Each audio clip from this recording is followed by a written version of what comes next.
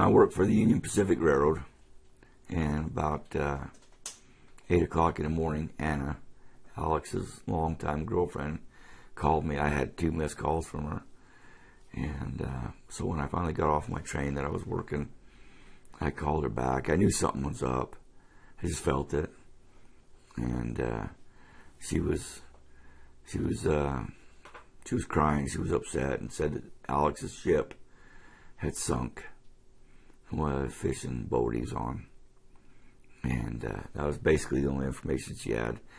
Coast Guard was on their way to talk with her and get Alex's information, personal information.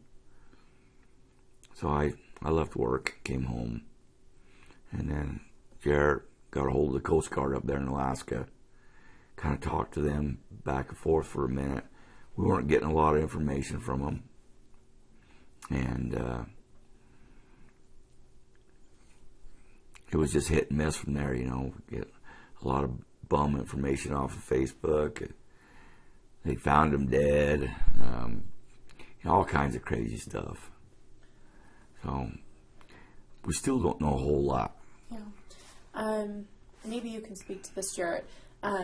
Initially, so it sounds like Alex works out there. What does he do for a living? He's a fisherman, through and through, but he works on a captain's boat.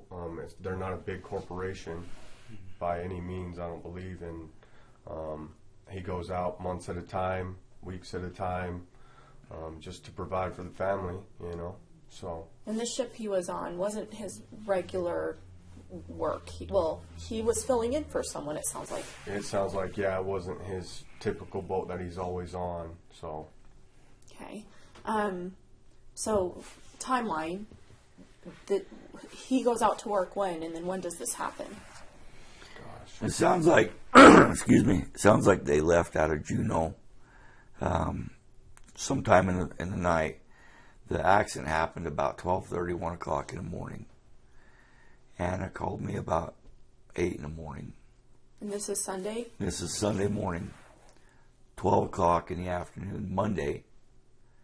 Coast Guard called off the search, which I wholeheartedly disagree with. I feel like it was way too soon. Now, I know the weather was rough up there at the time of the accident, but the weather did clear up, and I just felt like they should have stuck around a little bit. They haven't found the lifeboat. The last word from the captain of the boat was that the ship was capsized, and the men were trying to get in the lifeboat. And so the lifeboat hasn't been found. And it doesn't mean a whole lot, but I would just like to know that they've covered the coastlines really well. And you don't get that sense from the time I don't. You know, they searched for a day and a half.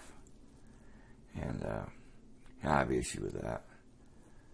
Well, in family, you want to know where he is. Yeah. You said that the conditions were rough that night. What have they said about what happened? We really don't know. We don't know. I know those boats go out there in the roughest of the rough. That's what these guys do. And they're trying to make a living. And I guess a lot of times where the fish are at, and it's not the best of conditions. So it was rough that night. The worst of the worst, from what I've been told. But that's all we know. So Sunday, you get the call from, is it Anna, his girlfriend? Yeah. I'm sure she's having a really difficult time as well. They just had a baby together, planning their life.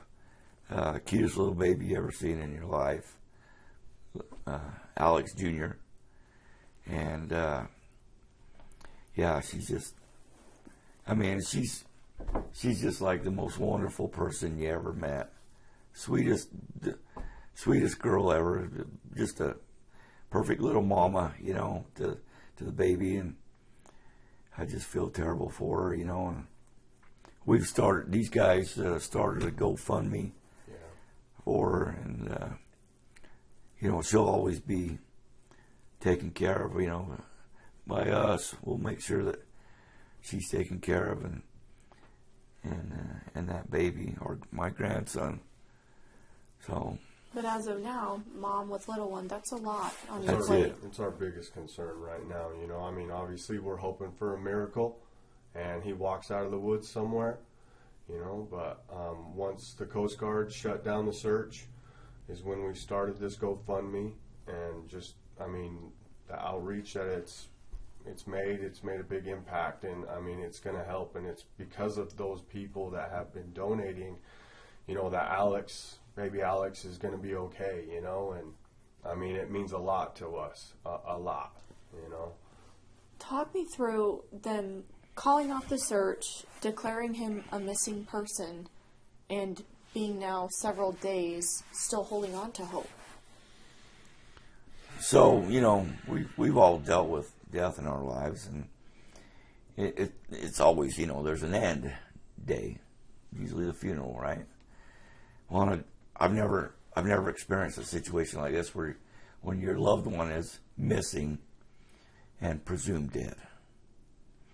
And with there being some answered questions in this accident, the missing lifeboat and stuff, it's tough. It's, there's a sliver of hope, and I'm putting everything I have on that little sliver, hoping that it'll be found, that he's, washed up on a shore someplace. So it's probably not the right thing to do for a person's mind, but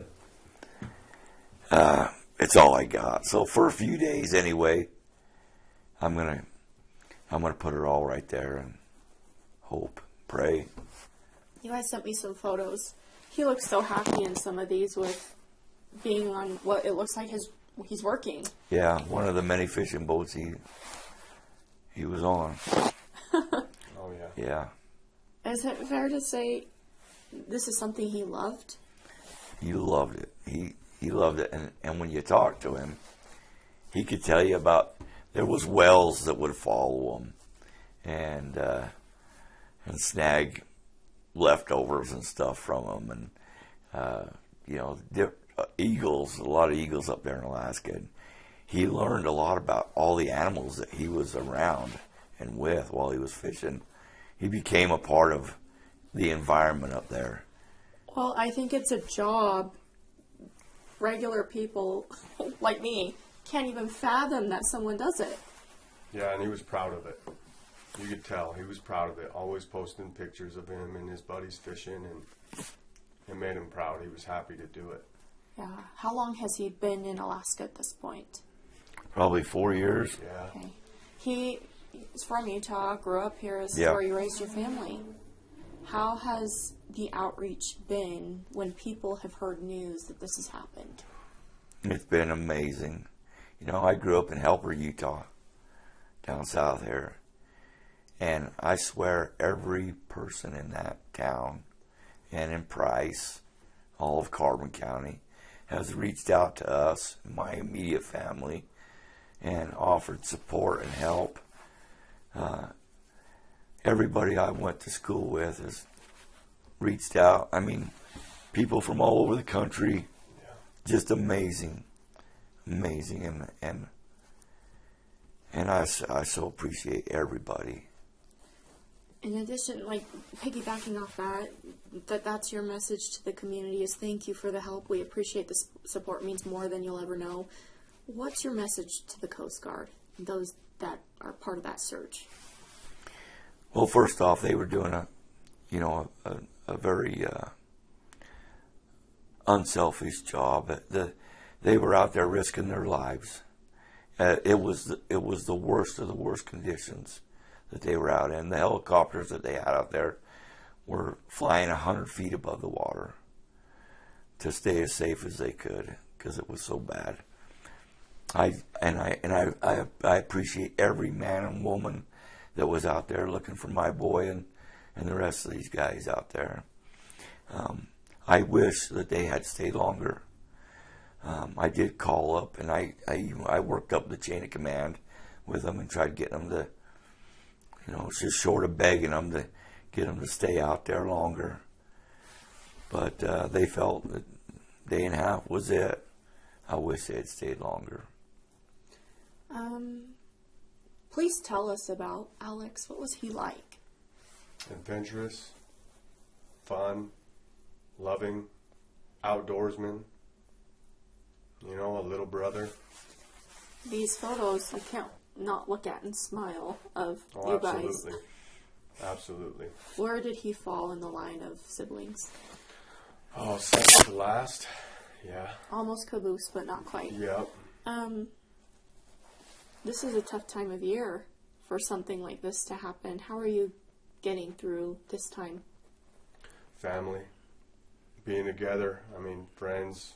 It's tough because, it's the holidays, But, just everybody being together, having each other's backs, being there for each other. In the coming days, again, hoping for the outcome of him surviving this, what would your message be to families going through difficult things like this? Well, I'm trying not to give up hope. I'm trying to be real about this. At the same time, I understand what we're all up against. And so I guess just not give up hope. Hold on as long as you can. You said, I wish I could go search for him myself. I would. Like I said, if things were different, if I were rich, I would. I told him earlier, I said I'd fly up there and I'd fly the coastline myself, But I'm not, so we just got to take the hand we're dealt. Something you mentioned before we started rolling, there was a ferry out on the water that night that was transporting people, and they responded. There was a ferry called the Hubbard, and why at midnight they had over 100 people on the ferry, I don't know, but that's how they do things in Alaska. They get back and forth across this strait with all their vehicles and to Juneau. Anyway, they were out there. They heard the distress call, the Mayday call, the captain's word that they were sinking. So this ferry, with all of its hundreds of passengers, veered off course and went up that way. They were 40 minutes away and searched for them. Went past their hours of service, clear into the next day, with all these passengers on their ship. And the passengers were okay with it. They stayed out there till the next day, till the Coast Guard finally kicked them off the ocean and made them go in. And the passengers that were on this ferry would take turns going out on the deck because it was so cold. So they were taking turns watching and looking and searching for my boy and the rest of these guys. So just amazing, The other passengers, the other workers on the ship, their families are in your same spot. They're holding on to hope. And it has just been a few days. We don't know. What would your message be to those families? To stick together and, to reach out to us. We're here to help as well. But I think in something like this, we all ought to stick together, I know one of the fathers has done exactly that. He's headed to Alaska and going to go up there. I don't know if there's more family up there. He's from Nevada. So, but like Jarrett said, just everybody stick together and help each other out in whatever way we can. Last thing I want to touch on too, this job is not for the faint of heart. They risk their lives every day going out on these rigs. Your feelings about him putting himself in that situation, but finding so much fulfillment and being proud of what he was doing. Yeah, he did. He loved it. He was proud of the fact that he helped feed the nation. He was. He talked about all the places that the fish and the different fish, where they went and stuff. And yeah, it was just something he loved doing. Is there anything I didn't prompt or ask you want to add? I don't think so. Appreciate you guys coming down and talking to us. Let me ask this. What does it look like for you in the coming days? Is it you keep calling the Coast Guard? What does that look like for you? We want to call the Coast Guard when it clears up to see if we can just get a helicopter back in the air, a boat back out there to do another search, of land, sea. If they find anything, it's going to help. So, at this point, we haven't found anything. So, something like that would be huge to us. We don't know people out there. We don't know who to call. So it's tough that way, and we can't get out there ourselves. We don't know the land, and so.